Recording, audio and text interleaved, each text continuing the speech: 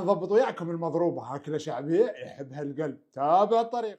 زيت زيتون، بصل، وبعد ما يذبل البصل نزل كل الخضروات والبهارات المشكله لابد ولا عذر منها. وما له غير دياي الصفاء، ديايهم يتغذى على الاعلاف الطبيعيه ويوصل لكم برا، والدياي يوصل لكم مقطع ومنظف. ونزل قطع الدياي وشلال من الماء واكتب عليه لمده 10 دقائق. والعيش مغسول ومنقوع، وضروري الماء يكون ضعف الكميه.